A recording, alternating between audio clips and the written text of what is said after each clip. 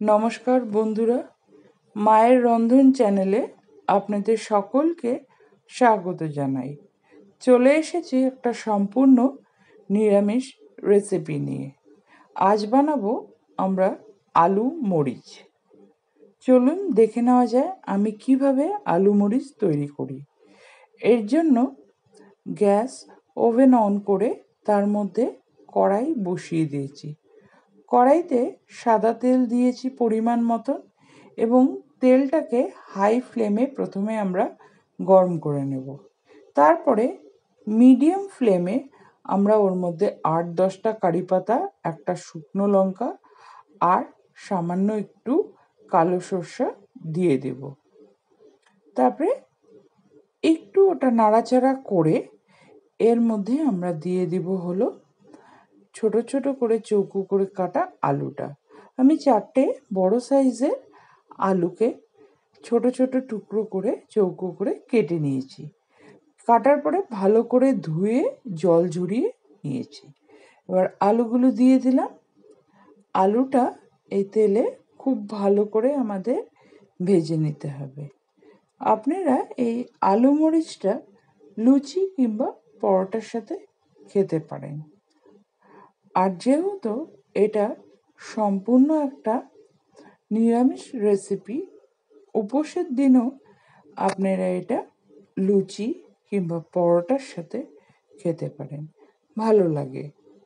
এবার দেখুন আলুটাকে আমি খুব ভালো করে ভেজে নিচ্ছি। আলুটা মোটামুটি ভাজা হচ্ছে। এবার আর একটু নাড়াচাড়া করে আলুটাকে দেখুন আর একটু ভেজে নিচ্ছি। এবার নাড়াচাড়া করে এর মধ্যে আমরা দিয়ে দিব হলো 1 চামচ, ছোট 1 চামচ লবণ। লবণটা দিয়ে দিয়েছি। এবার লবণটা ভালো করে মিশিয়ে আবার আলুটা আর একটু ভাজা ভাজা করতে হবে। এই যে আমি বেশি করে আলুটা ভাজা ভাজা করছি, কারণ এতে আলুটা নরম হয়ে যাবে, কিছুটা হলে অল্প একটু হলেও নরম হবে। তারপরে আমরা এটাকে ঢেকে দেব। 10 মিনিটের জন্য আমরা মিডিয়াম আঁচে এটাকে ঢেকে দেব। 10 মিনিট পর আমরা দেখে নেব যে নাড়াচাড়া করে যে আলুটা ভালো করে সেদ্ধ হয়েছে কিনা। যদি সেদ্ধ না হয় তাহলে আরও 5-7 মিনিট ঢেকে দেবেন। মোটামুটি আলুটা সেদ্ধ হয়ে গেছে, এই জন্য আমি আর ঢাকছি না। এবার এর মধ্যে আমরা দিয়ে দেব হলো গোলমরিচের গুঁড়ো। গোলমরিচের গুঁড়োটা দিলে কি হবে বলুন তো, একটু ঝাল হবে আর খেতেও খুব ভালো লাগে। গোলমরিচের গুঁড়ো দেওয়া হয়ে গেছে। এটাকে আলুর সাথে খুব ভালো করে মিশিয়ে নেব। তারপরে এর মধ্যে আমরা দেব সেটা হলো গন্ধরাজ লেবু। হাফ নিয়ে নিয়েছি।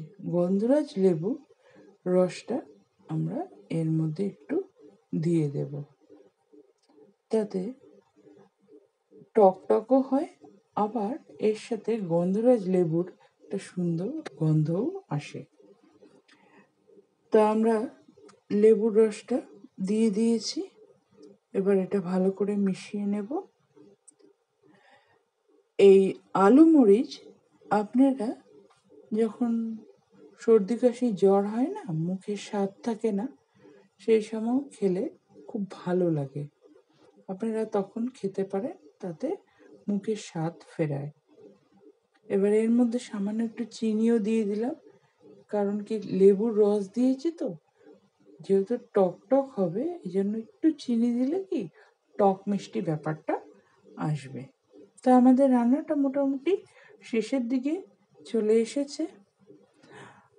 তাই এর মধ্যে এবার আমাদের যা দিতে হবে সেটা হলো ভাজা ধনে গুঁড়ো।